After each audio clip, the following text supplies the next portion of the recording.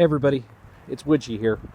So I'm going to answer a question that I see come up all year long in the forums and on the Facebook groups whenever anybody is looking to buy one of these cars, and that is, should I buy a rear-wheel drive Charger if I live where I get any kind of snow? Are these cars good in the snow? And if I had a nickel for every time somebody asked this question on the Dodge forums and on the Facebook groups, I wouldn't be starting a new job right now. I'd be somewhere in the Bahamas where there isn't snow and where I would never have to worry about this question. But either which way, let me give you a rundown of how these cars do in the snow, okay? So before I get started, let me tell you a little bit of a history here. So as you can see, this car is a police model, okay? This video is not just going to pertain to police models. This is going to pertain to just about any Dodge Charger rear-wheel drive car. Actually, maybe even some cars that are not rear Chargers, but either which way. So up until very recently, just about every police car in the United States was a rear-wheel drive car.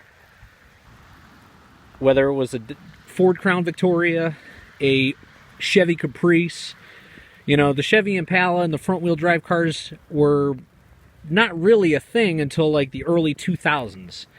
Most cop cars were rear-wheel drive cars. Now, if you're familiar with law enforcement, which I would think you would be, cops are working 365 days a year, 7 days a week, 24 hours a day. And it doesn't matter if your car's rear-wheel drive and you're having a massive snowstorm, you still have to go to work and you still have to take those calls, regardless of what the weather is. And yet, somehow, for decades and decades, people manage just fine with rear-wheel drive cars. But yet, for some reason, nowadays, everybody's afraid of rear-wheel drive, like, oh, I don't know, you know. And that's because everybody's so used to the front-wheel drive cars and crossovers, which are all-wheel drive, which are obviously going to be better in the snow and wet conditions than rear-wheel drive. But now to answer the question, is rear-wheel drive bad in the snow? Well, that depends. There's a lot of factors into what makes a car good or bad in the wintertime. However, the biggest factors that are going to come into play of whether a car is good or bad in the snow is driver experience and good snow tires. All right, so now you'll see there's not much snow around me, but I will preface this and tell you that I live in Western New York, near the Buffalo, New York area, where we regularly get hammered by a lot of snow during the winter. We just recently had a storm where it dumped about 7-8 inches of snow on us. And I'll put it to you this way. I had no issues getting to work, even in the crap, because I've got snow tires on the back, and I'm very familiar with the driving characteristics of this car. So the biggest thing about driving a rear-wheel drive car in the snow is that there's going to be, you might have to go a little bit slower taking off from a stop, and you might have to take turns a little bit slower there, but the biggest thing that's going to have an effect on this car is snow tires and you just learning the vehicle and getting to know the vehicle's dynamics. Now, in particular, how the Charger handles in snow, the Charger is kind of nice because what a lot of these cars have, what a lot of the Chargers have, I think some of the Scat Pack and the higher end and the higher performance models have an actual mechanical limited slip differential in the back. Most of these cars have an open rear differential, and the Chrysler has a electronic, I guess, locking differential in this. So even though it's an open differential, the ABS system, the traction control, and the stability control programs in this car basically allow it to function as a locking differential. So what happens is if you pull up and you stop in a snowbank, and let's just say that tire starts spinning and not getting any traction, the ABS system will come on, apply the brakes to that tire to slow it down. So being that it is an open differential, it'll send the power to the other side. So the other side will start spinning.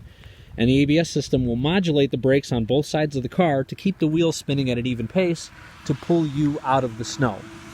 So even though it's an open differential, the electronic stability control program is going to do the work and get you out of that snowbank. So therefore, with good snow tires on the back of this car, these things are very decent in the snow. So if you're looking at a car and you live in a snowy area like where I live in, and you're afraid of how it's going to do in the snow, I wouldn't be. Just remember to take your time, take it out to a parking lot. Take it out to a parking lot, whip some donuts in the snow, learn the dynamics of the car, just get used to it and take it slow, and you'll be fine. car's not that bad in the snow. But yet, for some reason, people are terrified of rear-wheel drive when there's no need to be. The technology that's in these cars is very good.